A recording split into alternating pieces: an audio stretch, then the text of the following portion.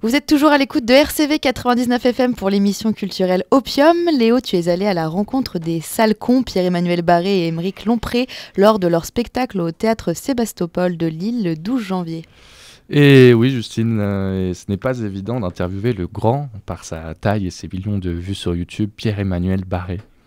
Je ne pense pas qu'il soit un sale con, comme il l'autoproclame, mais plutôt un grand timide.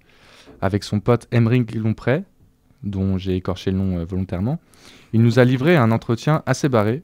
Mention spéciale à Malaise Radio, elle est pour vous, celle-là. Bonjour, alors vous êtes bien sur RCV, la radio, vous n'avez pas besoin de CV pour postuler.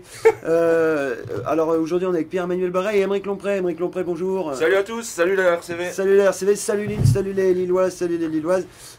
Grosse infirmière, soirée infirmière, on le rappelle ce soir. À partir de minuit au Blue Banane. Au Blue Banane, voilà, entrée gratuite pour les filles jusqu'à 7h du matin.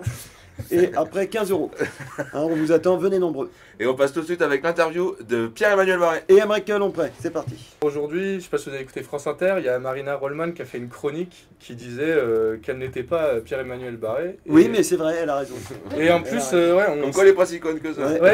Mais c'est vrai, peut-être elle a croisé un miroir et tu sais depuis. Ah merde, ça n'est pas moi. 2 miroirs, parce qu'elle est vraiment grosse. Non, on n'est pas gros. Non, pas du tout. Et voilà, la grosse raté. Et 1-0 pour l'humour. Humour oppressif, on s'excuse, tu es viré des amours, Émeric. Zut. Terminé pour toi. Bon, ça va les gars, vous n'êtes pas trop stressés avant le spectacle? Non, grâce à l'alcool, on tient le coup. Ouais, on voit des bières et même du whisky là dans la loge. Voilà, super, merci pour ta discrétion. C'est une belle ambiance. Vous êtes bien sur RCV, Radio Voici. Radio Closer. Closer Voici. Alors les gars, à quel moment vous vous êtes dit que vous vouliez être humoriste? Personnellement, jamais. C'est vraiment c'est une erreur. Et même encore maintenant, j'hésite. C'est vrai? Et puis pas vraiment humoriste, on n'est pas vraiment très très drôle non plus quoi. Non. Bah, non. Regarde, Émeric fait une blague. Voilà. C'est chaud là. Ouais. J'ai même pas rebondi du tout. Non. Bon, y a quoi dans vos spectacles? Il y a un micro, toi t'as un micro. Moi j'ai un micro, il y a de la lumière. Ouais. Il y a un rideau dans le fond. Ouais. Et il y a des chaises. Des gens des devant. Des chaises, elles sont confortables au moins j'espère. Alors au Sébastopol oui, ça a l'air confortable. Ouais, ça va. C'est pas partout pareil. Non mais visiblement tout l'argent de la ville est allé au Sébastopol. Ah ouais, c'est un beau théâtre. Ouais, il y a des sièges assez larges pour Martine Aubry et tout. Elle a prévu le coup quoi. Vous avez entendu hier les propos de Brigitte Lahaie? Oui. Elle a dit Je ne suis pas une pute. Non, elle a dit qu'on pouvait jouir pendant un viol. Qu'est-ce que ça vous évoque? C'est drôle ou pas? Bah non, si c'est dit en blague c'est drôle, si c'est dit en pas blague c'est pas très drôle. C'était pas dit en blague? Non. C'était sérieux, c'est ça le problème. C'est logique. C'était un peu... Et puis en plus, je trouve que si c'est vendu comme excuse au viol, c'est pas terrible. Quoi. En tout cas, le point positif, c'est qu'elle nous en veut pas. Quoi. Voilà, c'est vrai que du coup, elle a passé un bon moment. On le sait maintenant. Voilà, merci Brigitte, on reviendra. Est-ce que vous voyez l'humour comme un média pour exprimer vos opinions? Et je pense surtout à toi, Pierre-Emmanuel. Jean-Luc. Surtout à toi, parce que justement, tu t'exprimes des opinions assez fortes, ou en tout cas sur France Inter dans tes chroniques. Oui, est-ce que l'humour, ça te protège de te faire niquer derrière parce que tu dis que Macron est un enculé mon spectacle me protège bien de me faire niquer. Ouais. Je nique jamais avec le spectacle. C'est vrai qu'on ne baisse jamais quand on est humoriste. Ouais. C'est dur. C'est très dur. Autant rock, ouais. On baise. Non mais après on donne les opinions et puis après les gens ne changent pas d'avis. Hein. Je pense pas que les gens écoutent un truc et disent ah ouais putain il a raison, je vais cesser d'être de droite. Ça n'arrive jamais. 2017 en un mot. C'est bien ça, moi c'était bien. C'était un mot silencieux mais c'était un mot silencieux. Ce sera pro. Ouais mais ce sera pas pire que 2018 quoi, de toute façon. Quoi.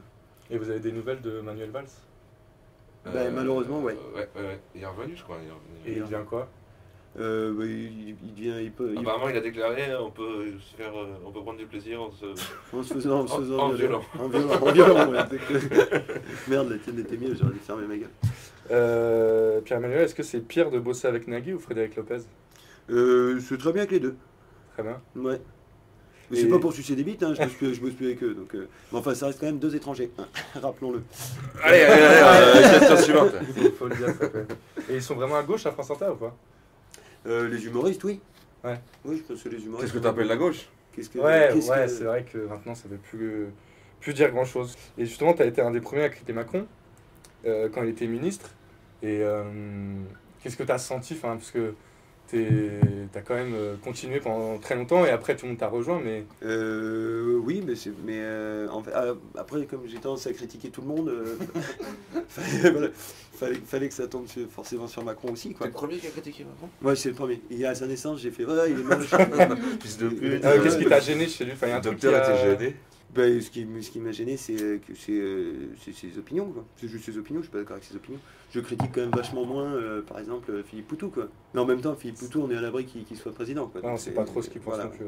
Vous connaissez un peu Lille? Enfin, toi, du coup, j'imagine que tu connais. Ouais, moi j'habite à Lille, ouais. C'est quoi les bons coins à Lille, du coup? Salon de massage. Il m'a emmené dans un salon de massage. Sérieux? Salon de massage ch'ti. Ah ouais? Ouais, c'est... Avec des filles avec les dents un peu jaune. Finition au maroilles. Finition. Ah ouais, c'est... Tu rentres, tu dis Welch à tous. Ouais.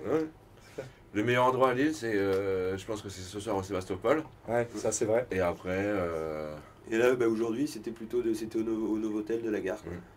Ah, vous êtes au le meilleur endroit de Lille, c'est là où il y a Lompré. D'accord. Okay. Question suivante. Ouais. Est-ce que... Alors on enchaîne du rythme. Est-ce que tu as une blague sur les chats? Non. Non, je fais pas. Il faut pas demander des blagues. Il faut jamais demander des blagues. C'est comme tu demandes pas des papiers à un homme blanc, et ben tu demandes pas des blagues à un humoriste.